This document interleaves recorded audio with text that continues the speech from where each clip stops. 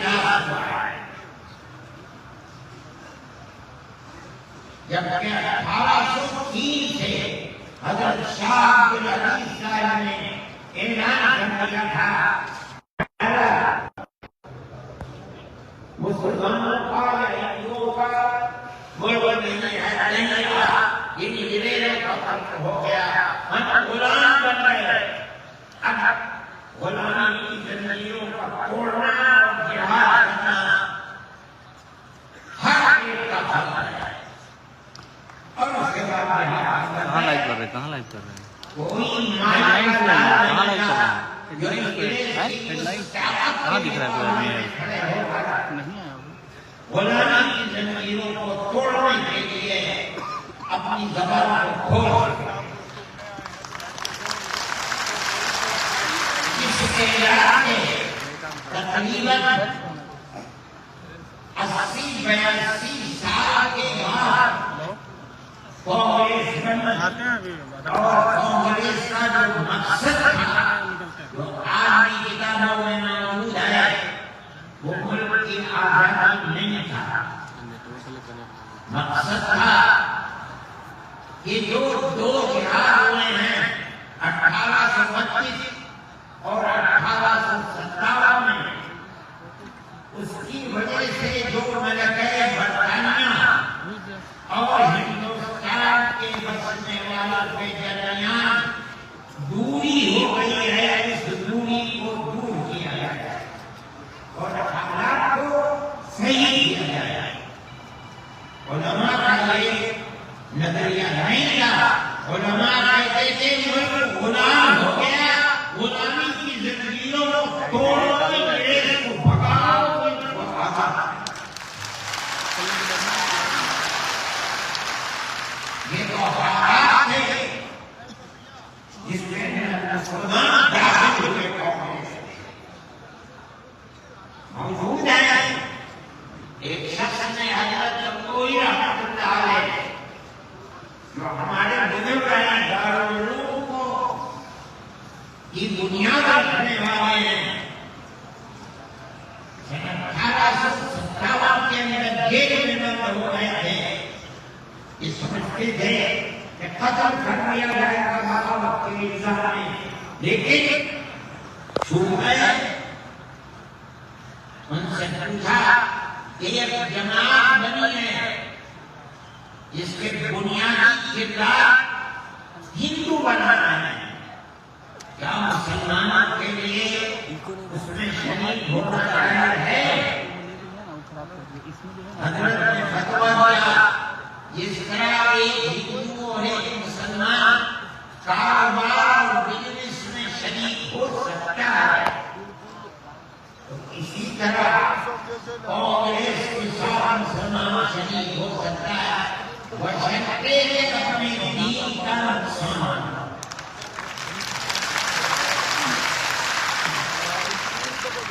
اس کا مطلب نہیں سمجھے گئے لوگ، مطلب یہ ہے کہ ہماری تحریک ہے کہ مسلمان اور ہندو جب تک ساتھ نہیں ہوگا ملک آزاد نہیں ہوگا. تو اس کے اندر گھسو اور اتنی طاقت پیدا کرو اپنی ملک کہ کانگریس کو مجبور کر دو کہ وہ اپنا نقطۂ نظر بدل کر ملک کی آزادی کے لیے جدوجہد کرے. چنانچہ کانگریس نے اپنا نقطۂ نظر بدلا، ملک کی آزادی کو اپنا نقطۂ نظر بنایا، اور پھر اس کے بعد ہندو اور مسلمانوں نے شریک ہو کر ایک دوسرے کے ساتھ چل کر ملک کی آزادی کے لیے آواز اٹھائی، قربانیاں دی ہیں، اور انہیں قربانیوں کے نتیجے کے اندر ملک آزاد ہوا. میرے بھائی اس بات کو سمجھیے، جیسے جیسے ملک کی آزادی قریب ہوتی جاتی تھی، جمعیت علماء ہند بار بار کانگریس سے کہتی تھی کہ ہم نے تمہارا ساتھ دیا ہے، آج ہم تمہارے ساتھ کھڑے ہیں. ہمیں یہ بتاؤ کہ ملک کی آزادی کے بعد ملک کا دستور کیا رہے گا؟ کیا سیکولر دستور ہوگا یا مذہبی حکومت ہوگی؟ اگر سیکولر دستور ہوتا ہے ہم تمہارے ساتھ ہیں، اور اگر سیکولر دستور نہیں ہوتا تو ملک کی آزادی میں ہمارا ساتھ نہیں۔ بار بار ہمارے پاس کانگریس ورکنگ کمیٹی کی تجاویز موجود ہیں۔ کانگریس بار بار کہتی ہے کہ ملک آزاد ہوگا تو ملک کا دستور سیکولر دستور ہوگا، ہر اقلیت کو اپنے مذہب کے اوپر آزادی سے چلنے کا اختیار ہوگا۔ چنانچہ یہ آزاد ہو گیا۔ اب ملک کی آزادی کے بعد ایک طبقہ اٹھا جس نے یہ کہا یہ کھیر مل گئی ہے، اب اسے کھانے کا وقت آ گیا ہے۔ انہوں نے کہا کہ ملک کی دستور ہندو دستور بنے گا، سیکولر دستور بنے گا۔ جب یہ علماء کے لوگ تھے، مولانا آزاد تھے، جب یہ علماء کی ورکنگ کمیٹی کے ممبر تھے، مولانا مدنی تھے، مفتی اعظم مفتی کفایت اللہ تھے، مولانا سبحانی تھے، اور ان کے پیچھے ڈاکو علی تھے۔ انہوں نے کہا کہ ہم سے وعدے کیے ہیں، وعدوں کو پورا کرو۔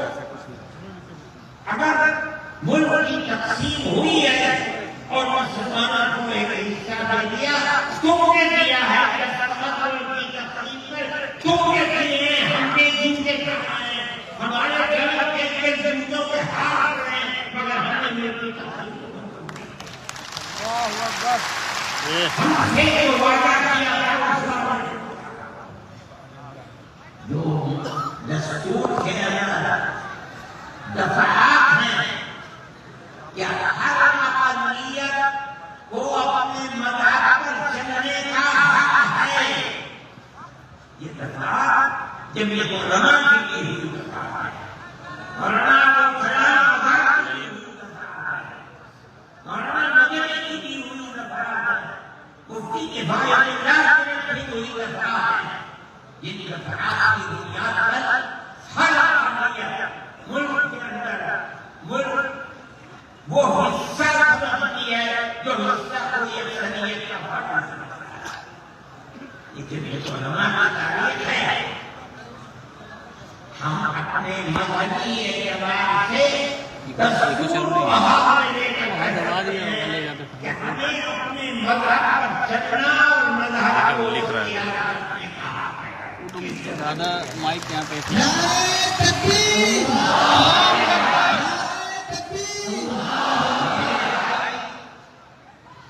مجھے میں کا سمجھتا نہیں ہے، میں کا حکم نہیں ہے، نہ مجھے فتن کی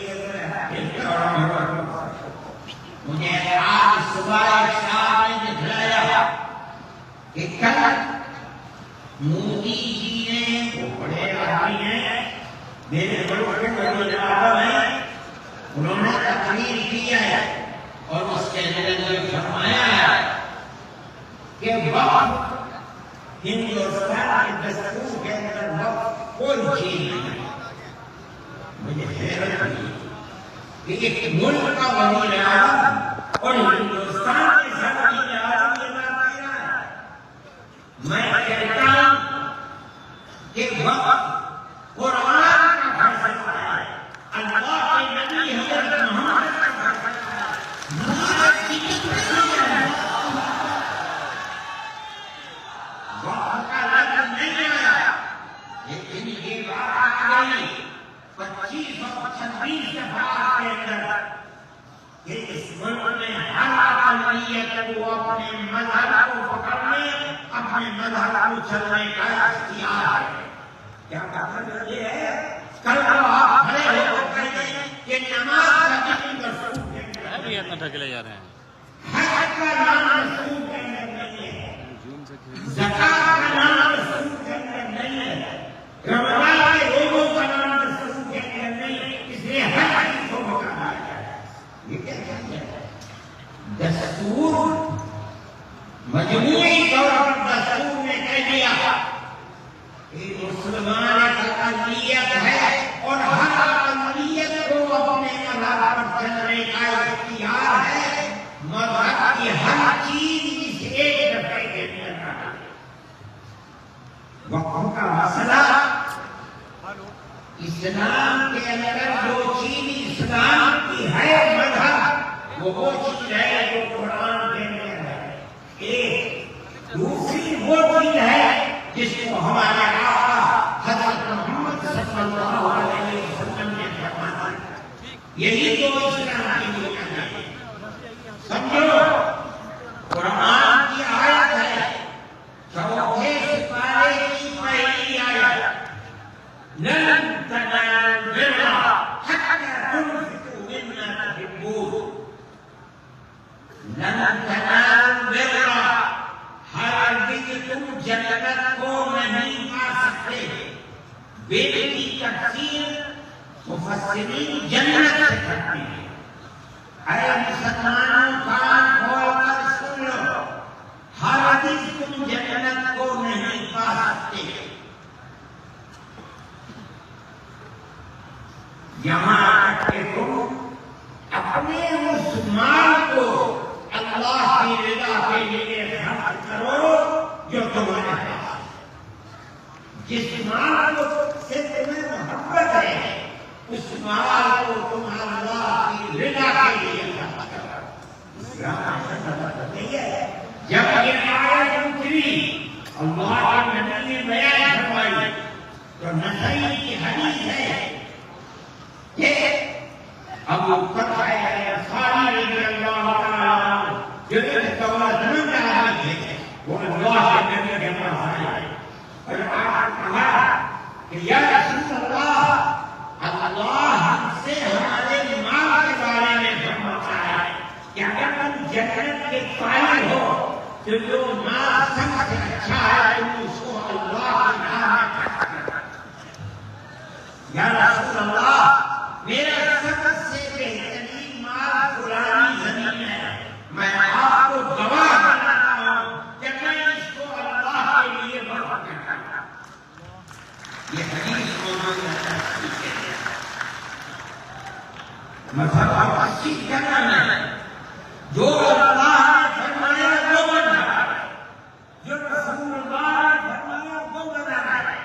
یہ لگتا ہے کہ مودی جی ہمارے فیصلہ کرتے ہیں کہ وقت کے اندر دستور کے اندر دستور کے اندر مذہب اسلام کو ہر اقلیت کو آزادی، یہ ہمارا مذہب ہے، وہ ہمارا مذہب ہے، اللہ نے فرمایا، رسول اللہ حدیث کے اندر آتا ہے کہ جب انسان مر جاتا ہے، یہ مسلم کی حالت ہے، اذا مات الانسان انقطع عمله، آدمی مر گیا اب اس کے اندر کام کرنے کی طاقت بھی نہیں ہے، اب اسے کسی چیز کا